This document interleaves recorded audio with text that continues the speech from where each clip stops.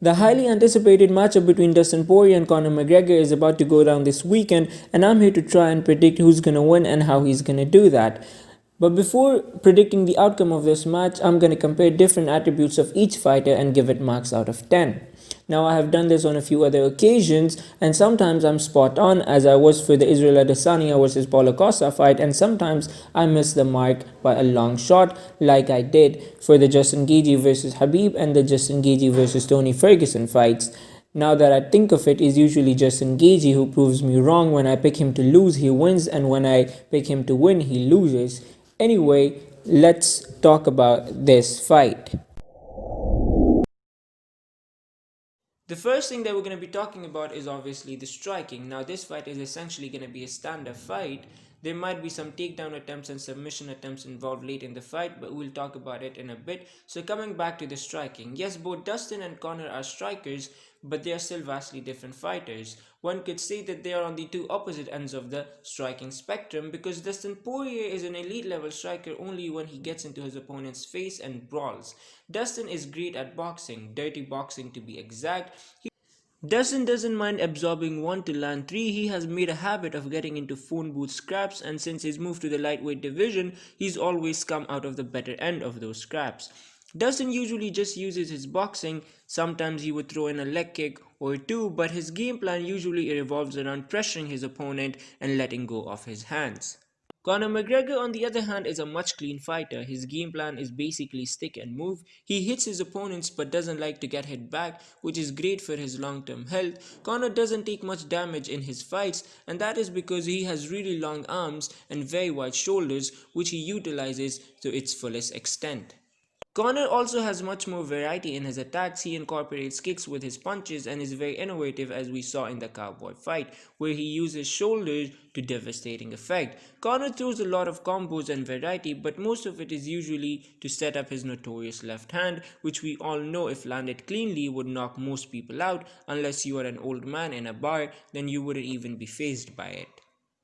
So to sum up the differences between the striking of both these fighters, Dustin likes to get in the metaphorical phone booth fight because he excels at it, while Conor likes to maintain his distance and use his jabs and kicks to set up that notorious left hand. Therefore, Dustin's dirty boxing gets 9 out of 10, while Conor's distant kickboxing gets 9.5 out of 10.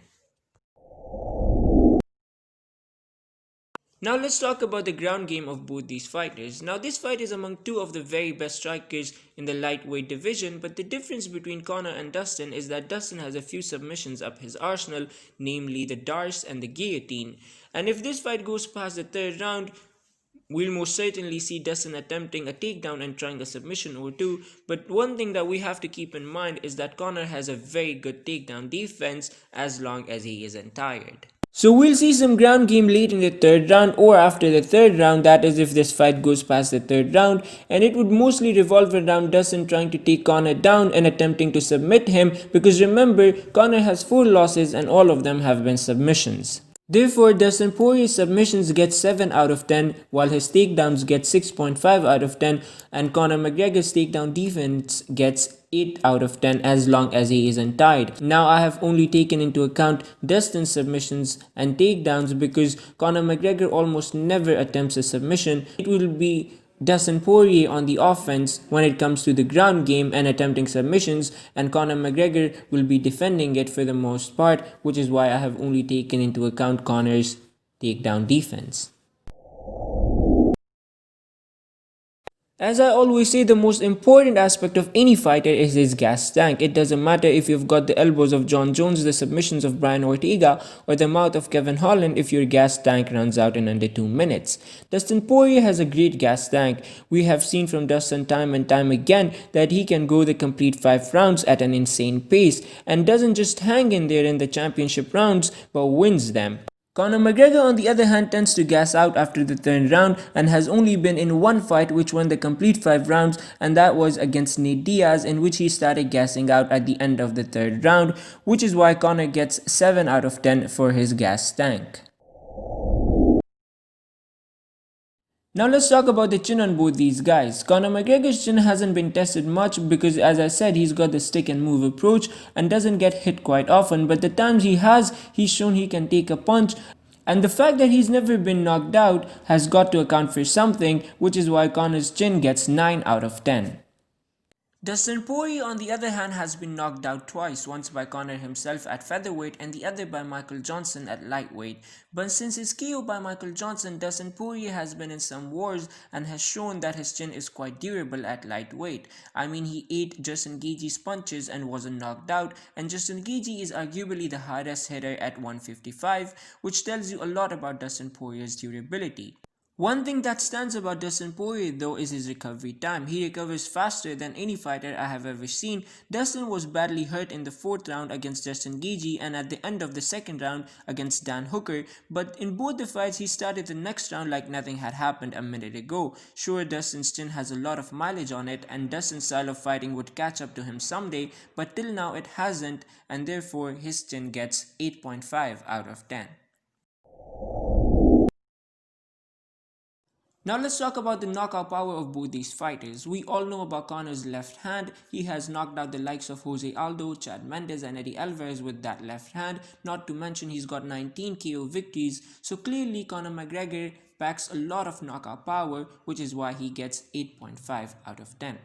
Dustin Poirier is no slouch in the KO department either. He's got 12 KO victories and has knocked out the likes of Justin Gaethje and Eddie Alvarez. The diamond clearly packs dynamites in those fists, which is why he gets 8 out of 10 for his knockout power. Now let's talk about the form that these guys are in. Conor McGregor is coming into this fight after a first round knockout of Donald Cowboy Cerrone, and Dustin Poirier is coming into this fight after a 5-round war with the hangman Dan Hooker. Since the Eddie Alvarez fight, Conor McGregor has fought only twice, while in the same period Dustin Poirier has fought 8 times and has built arguably the most impressive resume at lightweight by defeating Eddie Alvarez, Max Holloway, Dan Hooker, Anthony Pettis and Justin Gaethje. So it is clear that Dustin Poirier has been the much more active fighter and the much more consistent fighter, while Conor McGregor has been on a hiatus. Therefore, Dustin's form gets 9 out of 10, while Conor McGregor gets 7 out of 10 for his form. Now let's talk about the mental warfare, because it is a huge part of any Conor McGregor fight and we all know that Conor McGregor is great at it. His mind games are unprecedented, and like Nate Diaz said, that Conor McGregor wins most of his fights before that octagon door closes. Conor McGregor gets into his opponent's head, which leads them into making mistakes that they normally wouldn't make. He already breaks them mentally before he connects with that left hand to knock them out, which is why Conor McGregor gets 10 out of 10 for his mental warfare. There's hardly anyone better at it than him. Dustin Poirier, on the other hand, doesn't play mind games and he just keeps it simple and respectful and just does his work after the octagon door closes, which is why he gets 4 out of 10 for his mental warfare, and I am being generous. Now that we have talked about different attributes and all these factors, let's try and predict who's gonna win and how he's gonna do that. Dustin Poirier coming into this fight finds himself almost in the same spot as he did in the first fight, because almost every media outlet and almost everyone is counting him out and almost everyone believes that Conor McGregor is gonna win, which is a tough spot. But this time the only difference is that Dustin Poirier is much more experienced and he should be much more relaxed in there, and I feel like he wouldn't let Conor McGregor get into his head as he did in the first fight. Now those of us who follow the sport and know what Dustin Poirier is capable of would know that this won't be a walk in the park for Conor McGregor, and it won't be as easy as some of these people are making out to be. Because Dustin Poirier is as dangerous as I can get for Conor McGregor, and the most probable way for a Conor McGregor victory is to start fast and not allow Dustin Poirier to relax and adjust in there, because if this fight passes the 2-minute mark of the 3rd round, then Conor McGregor will be in Dustin Poirier's world, and that will not be a great place for Conor McGregor to be in. Because if this fight goes into the 4th and 5th round, Conor McGregor will be tired and he won't be packing as much power in his left hand as he normally does, which would give Dustin Poirier a lot of confidence and he would start swinging left and right and start brawling, and we all know that Dustin Poirier can do it all day.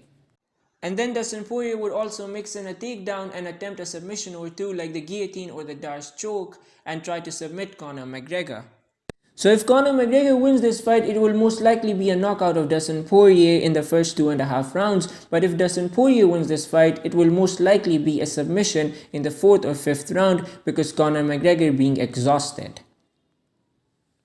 So after all this talk, who am I picking to win this fight? Now I could totally see Conor McGregor knocking out Dustin Poirier in the first 2.5 rounds, but I'm gonna go and pick the underdog Dustin Poirier because one, he's my favorite fighter, and second, almost everyone is counting out Dustin Poirier. It's at this point just disrespectful. I mean, the amount of work Dustin Poirier has put in, and to be treated like that is just disrespectful. And also, it will be a great way for Dustin Poirier to shut everyone up. And also, what will be really interesting to see is Dana White's reaction in the post-fight press conference, because clearly Dana White wants Conor McGregor to win to set up that second Khabib fight. So, it would be really hilarious for Dustin Poirier to mess Dana White's plans. So therefore, I am picking Dustin Poirier to win this fight via a submission in the 4th or 5th round, or a knockout in the 4th or 5th round.